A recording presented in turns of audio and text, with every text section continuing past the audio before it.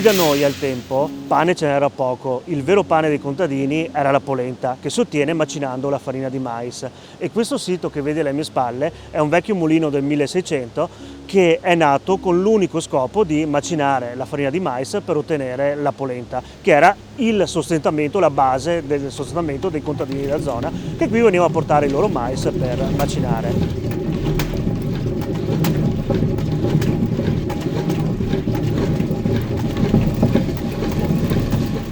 Ecco, vedi, una cosa che più sfugge è che al tempo è sempre stata considerata un'attività non di, certo di primaria importanza per i contadini, ma non rilevante da un punto di vista economico. In effetti non era un'attività dove si facevano grandi affari.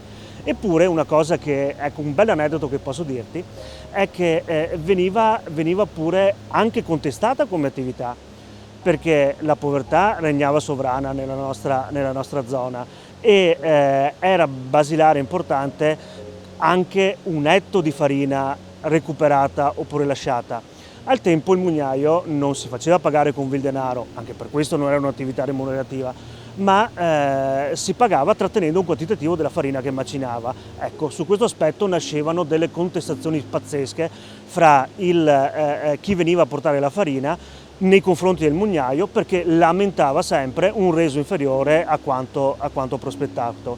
Ripeto, anche un etto di farina faceva la differenza al tempo e quindi per diverso tempo questa attività basilare che ha dato sostentamento a tutta la comunità è stata pure contestata. L'epoca di costruzione, dai dati ufficiali che abbiamo, è del 1630, anche se in realtà ci sono testimonianze e qualche documentazione che parla di un'attività, della presenza dell'attività dell'uomo in questa zona anche in tempi molto più antichi. Tanti mi chiedono: ma perché è stato costruito qui? La domanda è opportuna e la risposta è molto semplice.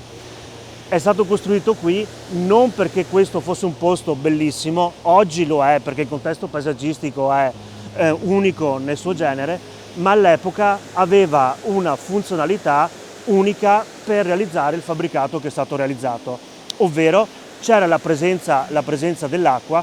Infatti questo mulino sfrutta dal 1600 come oggi come unica forza motrice l'acqua per azionare la ruota idraulica, quindi c'era la presenza dell'acqua e c'era anche la presenza di questa cascata, che non è un corredo estetico, ma è diretta funzionalità dell'impianto. Come potete vedere, la ruota, a differenza dell'idea che uno ha tipica del mulino, non affonda nell'acqua e non è la corrente dell'acqua che imprime il moto di rotazione, ma bensì è la forza dell'acqua per caduta dirottata su quella piccola canalina che, scendendo dall'alto e incanalandosi sui cassetti di cui è composta la ruota, il peso di quell'acqua imprime il moto di rotazione. Ecco, vedete, questo è un sistema tipico di montagna e fra le tante particolarità anche quello di essere particolarmente risparmioso, nel senso che basta poca acqua per garantire comunque la produzione, il movimento della ruota. Siccome l'Ierza è un torrente stagionale, oggi vedete la cascata che è particolarmente suggestiva e ricca d'acqua, ma se non piove per un paio di mesi si trasforma in un rivolo e comunque al tempo l'attività del mugnaio era quotidiana, ogni giorno doveva far azionare la macina, quindi bastava un rivolo d'acqua per garantire la prosecuzione del lavoro. Queste sono dal 1630 succedute generazioni su generazioni di mugnai che sempre quell'attività hanno svolto. Ecco, vedete, questo è proprio il primo nucleo storico del fabbricato. Era semplicemente una stanza con la camera sopra e la ruota.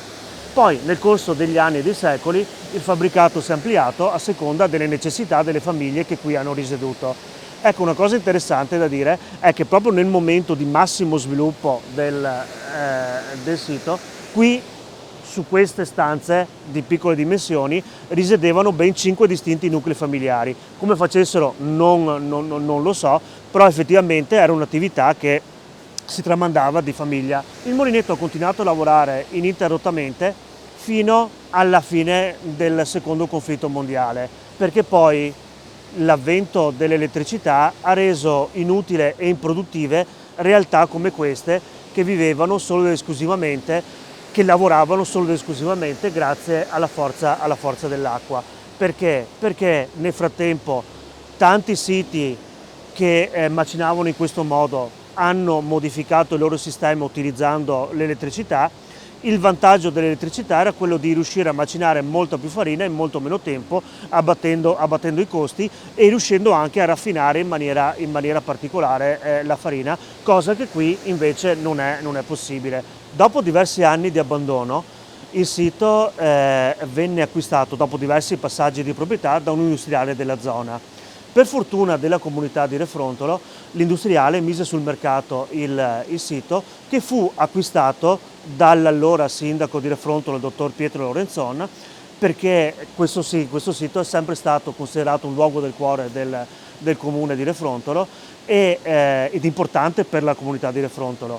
E il dottor Lorenzon riuscì ad acquisirlo e a renderlo patrimonio del comune di Refrontolo.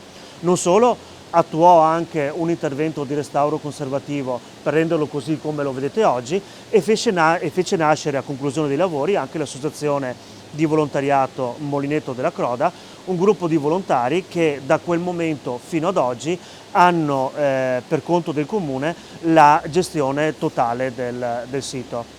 Il Molinetto oggi è un sito vivo dove noi volontari accogliamo i numerosi turisti che vengono a trovarci e per rendere sempre più attraente il sito organizziamo nel corso degli anni anche una serie di iniziative culturali, anche tese a valorizzare le personalità che hanno reso celebre il territorio di Refrontolo. Come volontari e grazie all'esempio che ci ha lasciato il dottor Lorenzon siamo molto attenti all'ambiente e in collaborazione con il comune ogni anno attuiamo quella che viene chiamata la giornata per Refrontolo, ovvero una giornata dove invitiamo tutta la cittadinanza a intervenire per la cura, pulizia, manutenzione del sito. Riteniamo che l'ambiente sia fondamentale e parte principale della bellezza di questo sito.